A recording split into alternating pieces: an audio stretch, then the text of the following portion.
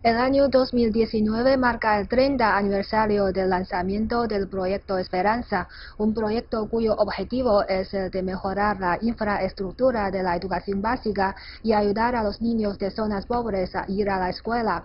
Durante las últimas 3 décadas, el proyecto ha ayudado a millones de niños y jóvenes de familias pobres y de esta forma ha estado jugando un importante papel en la eliminación de la pobreza en China. Para conocer mejor este proyecto, hoy en el estudio de Enfoque contamos con la presencia de la profesora Meng Xiayun de la Universidad de Asuntos Exteriores de China. Bienvenida. Encantada, un placer de estar aquí. Muchas gracias. También nos acompaña Daniel Triado, reportero de CGTN. Bienvenido, Dani. Muchas gracias, un placer. Muchas gracias. Antes de nada, veamos un video para conocer la historia del proyecto Esperanza. El año 2019 marca el 30 aniversario del lanzamiento del proyecto Esperanza. Este proyecto fue iniciado por el Comité Central de la Liga de la Juventud Comunista de China y la Fundación de Desarrollo Juvenil de China en 1989. Hasta septiembre de 2019, el proyecto Esperanza había recibido más de 15.200 millones de yuanes en donaciones, con lo que se ha ayudado a casi 6 millones de estudiantes en dificultades financieras y se han construido 20.195 escuelas primarias. En los últimos 30 años, cada día, un promedio de más de 500 niños pobres han recibido asistencia de este proyecto. Con motivo del 30 aniversario de su lanzamiento, el presidente chino Xi Jinping ha enviado un mensaje al proyecto Esperanza. Xi pidió esfuerzos para seguir desarrollando el programa, que tiene como objetivo mejorar la infraestructura de la educación básica y ayudar a los niños de zonas pobres que abandonan sus estudios a retornar a la escuela. El proyecto Esperanza juega un importante papel en su labor de contribuir a la reducción de la pobreza, impulsar la educación y ayudar a la juventud a crecer y a formarse en valores sociales, según expresó Xi. Tras subrayar que el futuro de la nación y del pueblo depende del sano crecimiento de los adolescentes, Xi instó a las organizaciones de la Liga de la Juventud Comunista de China a promover el programa de mejor manera y a ofrecer más asistencia a las generaciones jóvenes en la nueva era. Todo el partido y la sociedad deberían seguir prestando atención al proyecto Esperanza y apoyarlo para que los jóvenes puedan sentir plenamente el cuidado del partido y la amabilidad de la gran familia socialista, y para que estén bien preparados para unirse a la causa socialista, según señaló el presidente Xi.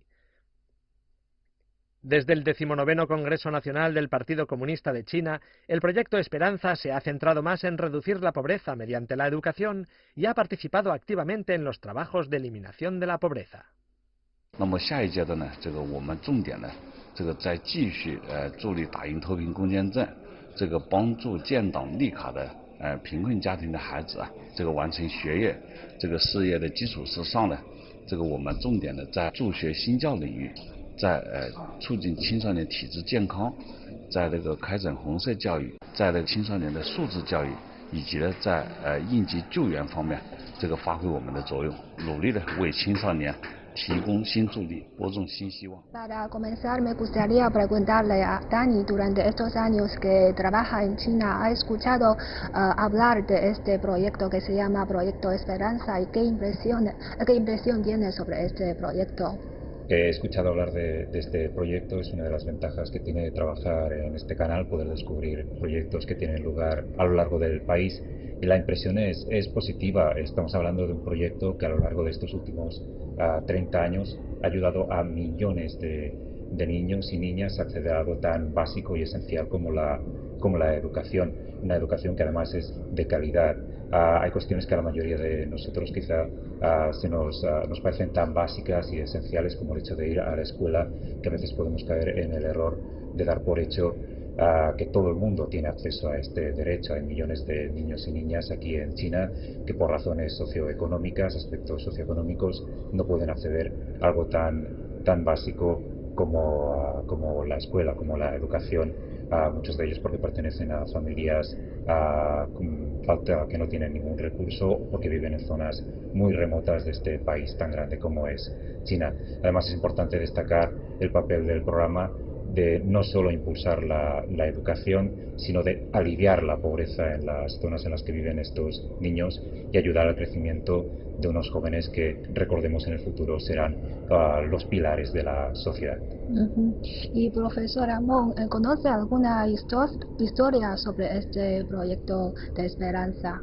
Bueno, sí, en realidad hay muchas historias que me han dejado una profunda impresión, entre las cuales se encuentran las historias sobre la chica más famosa con ojos grandes que se llama Su Mingjuan, y también un chico, el primer alumno subsidiado por el proyecto que se llama Zhang Shengli. En el caso de Su, después de graduarse, no cesaba de donar una parte de su salario al proyecto de esperanza, hasta creó su propio fondo que se llama el Fondo Estudiantil de Su Mingjuan. Y también Zhang Shengli recibió, es decir, pagó los favores recibidos del proyecto. Como después de graduarse, volvió a su pueblo natal y simplemente sirvió como un profesor en la escuela muy pobre, y hasta nombró con el propio nombre de Esperanza a su hija. También hay otras historias sobre los donantes. Por ejemplo, sobre el ex líder Deng Xiaoping, había donado 2 veces en silencio 50.000 yuanes al proyecto, solo con el nombre de el viejo comunista del partido. Y también una historia más famosa que me emociona mucho es el viejo Bai Fangli, quien ganaba su dinero montando el triciclo. He visto una foto muy emocionante en la web que ese viejo montaba su triciclo secando el sudor, pero dicen que había ayudado a 300 niños en la escuela, y aunque ahora ha fallecido, pero su nombre fue recortado para siempre. Por eso creo que hay muchas historias que me emocionan. Bueno, la profesora nos ha dado algunos casos destacados de este proyecto. Entonces, en general, ¿en qué aspectos ayuda a los niños de las zonas rurales este proyecto, Dani? Exacto, muy interesantes los casos que nos contaba la profesora Meng. Recordamos que los años anteriores a la fundación del proyecto Esperanza, se calcula que por toda China había unos 37 millones de niños que no tenían acceso a una educación básica. De ahí la importancia de la creación de este proyecto. Recordemos que es un proyecto que se apoya a través de un apoyo financiero, físico y material no gubernamental, destinado a mejorar la educación primaria y secundaria en pueblos, en aldeas, en distritos y en regiones de toda China empobrecidas y poco desarrolladas. Lo que hace el proyecto es ayudar a inscribir a estos niños en escuelas. Son niños que recordemos que se han visto obligados a dejar de ir a la escuela debido a la total falta de recursos de sus familias o de los lugares en los que viven. El proyecto trabaja para mejorar las condiciones educativas, las condiciones del profesorado, las condiciones de las aulas, de las instalaciones, de las infraestructuras educativas en general, llegando incluso a construir escuelas, las llamadas escuelas Esperanza, que reciben el nombre del proyecto. Según estadísticas de la Fundación para el Desarrollo de la Juventud de China, que es la entidad detrás del proyecto Esperanza, se han construido a lo largo de estos 30 años unas 20.200 escuelas de primaria y secundaria a lo largo, como decía, de 30 años. Un buen ejemplo, una cifra que demuestra la importancia del proyecto Esperanza y del trabajo que realiza la gente detrás de este proyecto. Estoy totalmente de acuerdo con Daniel. Sabemos que hace 30 años más de 1 millón de estudiantes chinos no podían ir a la escuela simplemente porque su familia eran pobres y no podían ayudarles en los costos de la escolarización. Y con el surgimiento del proyecto Esperanza se empiezan a otorgarse las becas a los niños pobres, y no solamente de la escuela primaria, sino también de la escuela secundaria hasta las universidades. Por eso ellos tienen más probabilidades de hacer acceso a la escuela. Y así, es verdad que ese proyecto de Esperanza ha cambiado el destino de numerosos estudiantes pobres en China y también ha mejorado la situación o la condición de la escuela. Por eso observamos que en realidad la ayuda de la construcción de las escuelas primarias de Esperanza y el subsidio a los pobres niños serán como los principales planes de este proyecto. Entonces, a lo largo de estos 30 años, ¿cuáles son los éxitos principales que ha logrado este proyecto de Esperanza y qué cambios ha traído a la educación rural en China, Dani? Cabe recordar que la educación primaria y secundaria en China es obligatoria y su matriculación es gratuita, pero que pese a ello hay niños y niñas en edad escolar que no pueden ir a la escuela, ya sea porque sus padres les necesitan en casa, ya sea porque viven en lugares muy remotos o demasiado lejos de las escuelas para acceder a ellos. Además, en algunas zonas los centros educativos están o en malas condiciones o incluso pueden llegar a poner en peligro la seguridad de los niños. De ahí, por ejemplo, que el 15 de mayo de 1990 se fundara la Escuela Primaria Esperanza de Jinchai, un distrito en la provincia de Anhui. Este fue el primer centro primario en el marco del proyecto Esperanza. Tanto el apoyo gubernamental como el apoyo de la sociedad ha ayudado a que este centro sea hoy una escuela moderna, con una campus de más de 4.000 metros cuadrados y que da educación a unos 850 estudiantes. Pero lo importante es que desde su fundación más de 5.400 estudiantes de las zonas rurales han pasado por esta escuela y han podido recibir educación. Además, esta escuela ayudó a visibilizar los esfuerzos a favor de la igualdad educativa en China y otros muchos centros le han seguido desde entonces. Además, otra cuestión importante es que el proyecto Esperanza intenta contribuir a la reducción de la pobreza en las áreas locales, aportando conocimientos y habilidades tanto agrícolas como técnicas a los ciudadanos locales, mejorando con ello los recursos de las familias más empobrecidas para que sus niños puedan ir a la escuela y no quedarse en casa y trabajar, para que no dependan de estos niños y los niños puedan tener un futuro mejor. ¿Y qué otros cambios ha traído este proyecto a la educación rural? Bueno, en realidad en los 30 años el proyecto sí ha logrado muchos éxitos y aquí tengo unos datos que puede añadir a Daniel. Por ejemplo, el proyecto ha recaudado un total de 15.300 millones de yuanes en donaciones y también construyó 14.000 bibliotecas y equipadas con 2.500 lugares de deporte y equipadas con 200 conjuntos de proyecciones de películas de Esperanza. Además, ha capacitado más de 502.000 maestros de escuelas primarias rurales y ha construido hasta un proyecto de forestación de ingeniería que se llama Proteger el río de Madre, que conlleva como un sentido ecológico. Y también ha construido prestado asistencia para construir 13 hospitales de Esperanza y ayuda a más de 3.000 huérfanos y niños afectados por el SIDA para ir a la escuela. Por eso creo que la ayuda es muy amplia y en este sentido se han ampliado las formas de asistencia también. Así es. Y a lo largo de estos 30 años, ¿qué tipo de atención y asistencia ha recibido por parte de la sociedad, profe?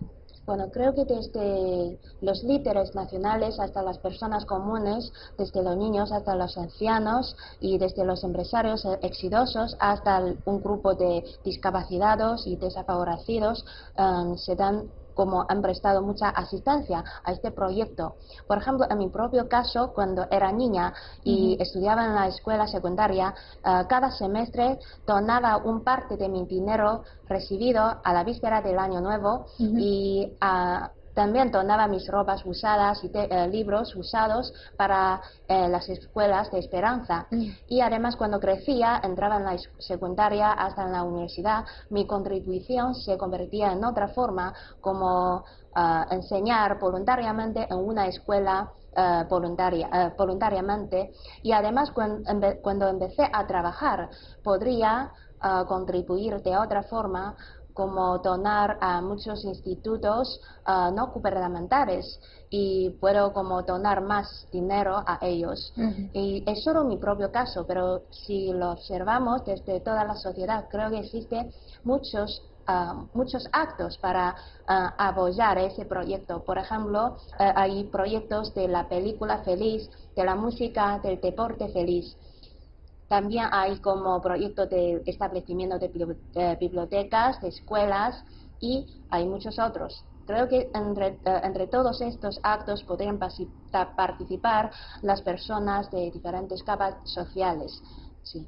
Este proyecto es una parte de nuestra vida ya. Sí. ¿Y Dani?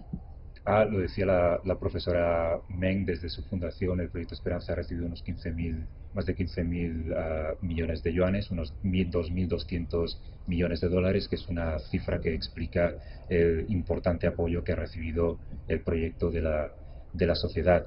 Poco después de su fundación, el Proyecto Esperanza patrocinó a unos 11 niños de la provincia de Hebei que no podían ir a la escuela por la falta de recursos, y como comentaba anteriormente, poco después se fundó la escuela primaria de Jinzhai. Esos dos gestos pusieron de relieve la problemática del abandono escolar en China y la falta de recursos educativos en las zonas empobrecidas del país. Todo ello impulsó las primeras donaciones al proyecto Esperanza. Lo comentaba también anteriormente la profesora Meng, el apoyo de Deng Xiaoping, las donaciones de Deng Xiaoping intensificó también el apoyo de los líderes provinciales y el eco de los medios de comunicación que se hicieron eco de los trabajos del proyecto Esperanza. Todo ello ayudó a extender los esfuerzos de este programa tanto dentro de China como en el extranjero. Incluso en el extranjero se empezó a conocer el trabajo del proyecto Esperanza. La voluntad de la sociedad a la hora de apoyar la escolarización de sus niños, de los más pequeños, ha convertido sin lugar a dudas el proyecto Esperanza en uno de los proyectos más populares, más aceptados, más acogidos y más abrazados que hay aquí en China.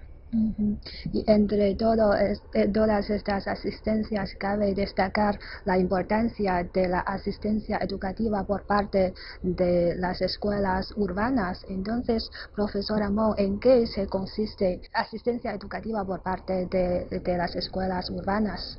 Bueno, debido a la brecha del desarrollo urbano y rural, creo que existe una desigualdad entre la educación rural y la urbana. Por eso el proyecto Esperanza está haciendo sus esfuerzos para luchar contra resolver este problema de la desigualdad. Y creo que en realidad la educación urbana ha hecho bastante para apoyar a la educación rural, además de prestar los servicios escolares como los libros de textos y las instalaciones básicas de la escolarización. También ha hecho, lo más importante es el apoyo del grupo docente urbano al grupo docente rural. Por ejemplo, han estimulado de vez en cuando a los maestros y profesores de las escuelas urbanas a enseñar regularmente en las zonas pobres y hasta estimularles a trabajar en esas zonas. Y también han implementado un plan especial para los profesores rurales y han hecho como unos intercambios de profesores entre ambas partes. Pero creo que también hay que mejorar en unos aspectos. Por ejemplo, hay que brindar a los profesores rurales más oportunidades de perfeccionarse en el estudio en cierto instituto de la educación superior para mejorar el sistema o la formación profesional de los maestros rurales. No cabe duda de que la educación juega un importante papel en la eliminación de la pobreza en China. Entonces, ¿ustedes cómo evalúan este papel que juega la educación y qué influencia tiene en la formación de las personas? Dani. Creo sin lugar a dudas que la educación es una de las herramientas más importantes y poderosas que existen para luchar contra la pobreza. Una educación dirigida a los sectores, a las poblaciones menos desarrolladas del país puede ayudar a eliminar estos factores sistémicos que han contribuido a la demora en el desarrollo de estas zonas.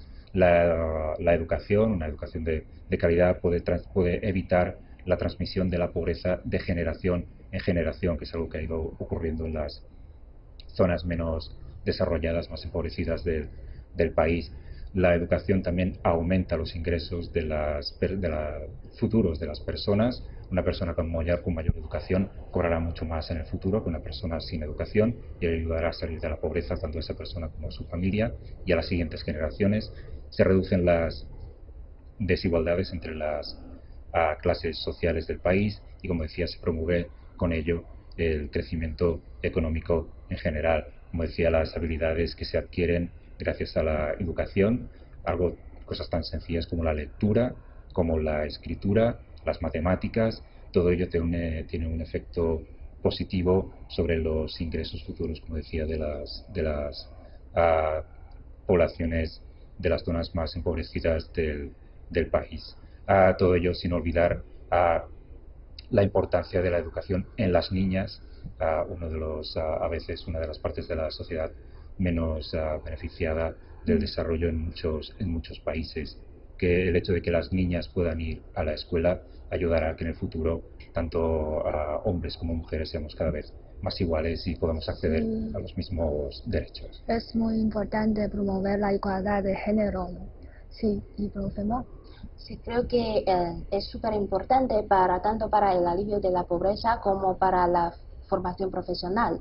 Y, por ejemplo, en realidad la función de la educación es enseñar a los niños leer, escribir y contar, que son la condición más básica para que una persona entre en una sociedad y obtenga sus salarios.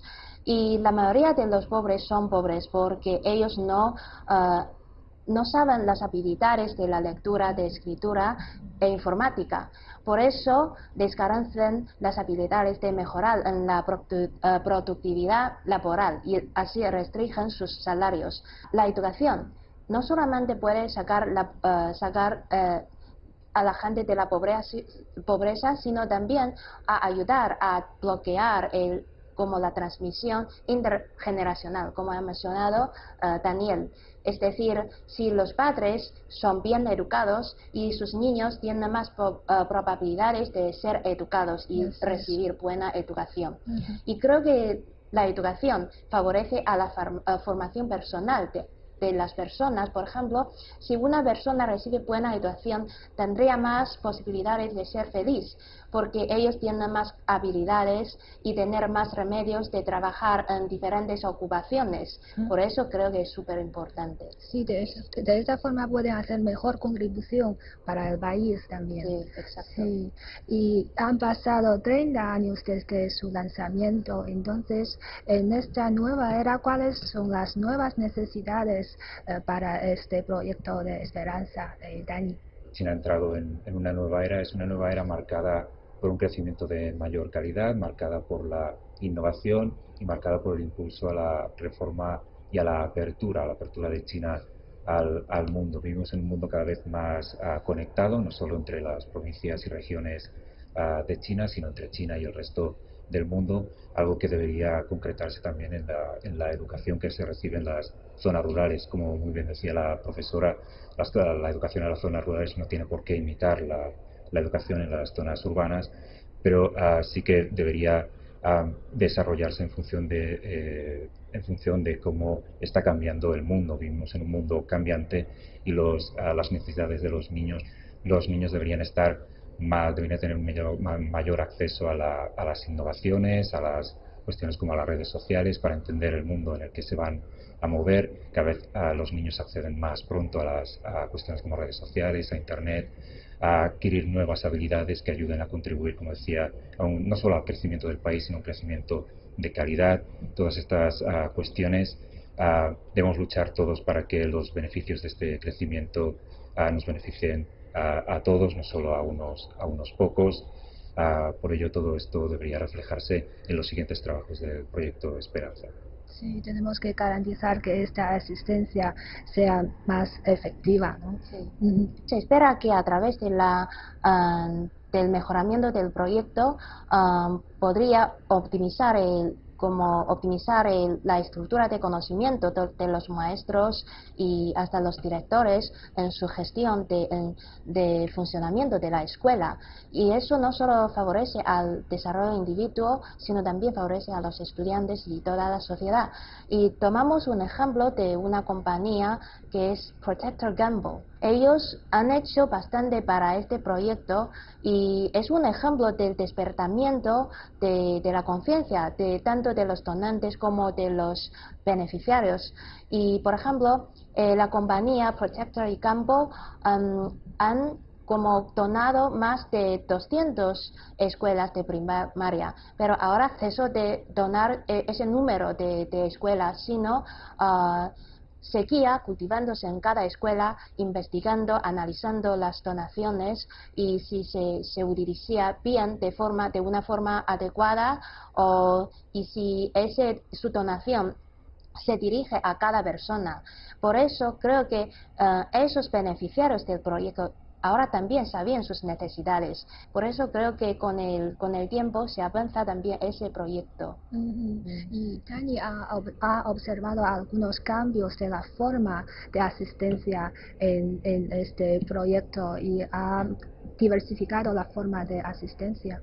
Hay una expresión en español que me gusta, que si quieres ayudar a alguien, no le des un pez, dale una caña y ayúdale a pescar. De esta forma no dependerá de ti, sino que podrá depender de sí mismo. Hace un par de años pudimos visitar un equipo del canal, la aldea de Zhixi, en la provincia de Fujian, en su momento una de las aldeas más empobrecidas del país.